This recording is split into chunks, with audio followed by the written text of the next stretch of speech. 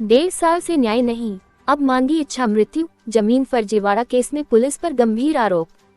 जिला कलेक्टर व एसपी को पत्र लिख बोला, पीड़ित न्याय नहीं मिला तो इच्छा मृत्यु दे दीजिए।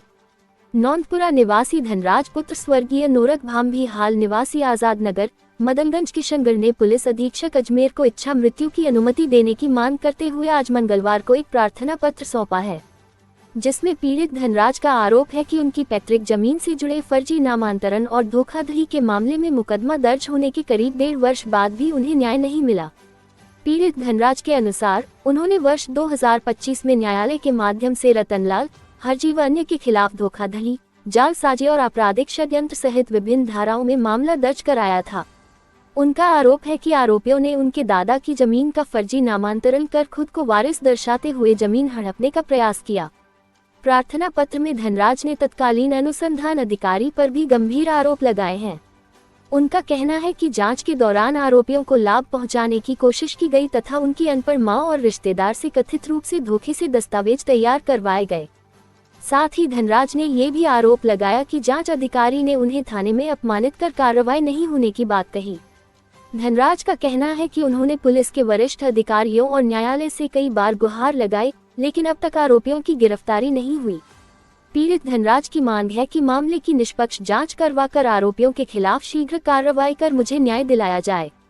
साथ ही बताया कि इससे उनका पुलिस और न्याय व्यवस्था से विश्वास उठ गया और मानसिक तनाव के चलते उन्होंने मुख्यमंत्री, डीजीपी, आईजी, जिला कलेक्टर, मुख्य न्यायाधीश व एसपी अजमेर से इच्छा मृत्यु की अनुमति देने की मांग की है।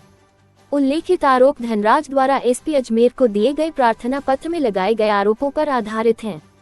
हालांकि इन आरोपों की स्वतंत्र पुष्टि नहीं हुई है तथा संबंधित पुलिस अधिकारियों का पक्ष अभी सामने आना बाकी है। सर, मेरा जमीन का मैटर है। आज करीबन 4 साल हो गए। 2 साल से तो मैं काम छोड़ के फ्री घूम रहा हूँ इसी मैटर के पीछे। पैसे मैंने खूब बर्बाद कर दिए। 10 लाख रुपए मैंने बर्बाद कर दिए। नहीं तो कोर्ट में सुनवाई हो रही है, नहीं प्रशासन में सुनवाई हो रही है। गांधीनगर थाने के चक्कर काटते काटते मैं थक गया। वहाँ से सीआई का प्रमोशन भी हो गया, जांच अधिकारी का प्रमोशन भी हो गया, मगर मेरी कोई सुनवाई नहीं हो रही है। 8 महीने पहले कलेक्टर ऑफिस में मैंने ज्ञापन सौंपा था, कोई कार्रवाई नहीं हुई। 23 तारीख को मैंने ज्ञापन सौंपा था, कोई कार्रवाई नहीं हुई। अभी 2 जुलाई को भी मैंने ज्ञापन सौंपा था एसपी के पास, कोई कार्रवाई नहीं हुई। आज मैं कलेक्टर ऑफिस आया हूँ, ज्ञापन सौंपा कलेक्टर साहब को। कलेक्टर साहब ने बोला एसपी से मिलके फिर जाना। आप क्या मांग करिए आपने कलेक्टर साहब? कलेक्टर साहब को बोला मेरे को न्याय दिलाओ। अगर न्याय मिले ना मेरे को तो मैं आत्महत्या यही कर लूंगा। कहाँ का मामला है? ये मामला है ग्राम नौनपुरा का। आपका नाम? मेरा नाम धनराज है। मेरे पिताजी का नाम नूरत जी है। मेरे पिताजी का नाम हजारी जी है।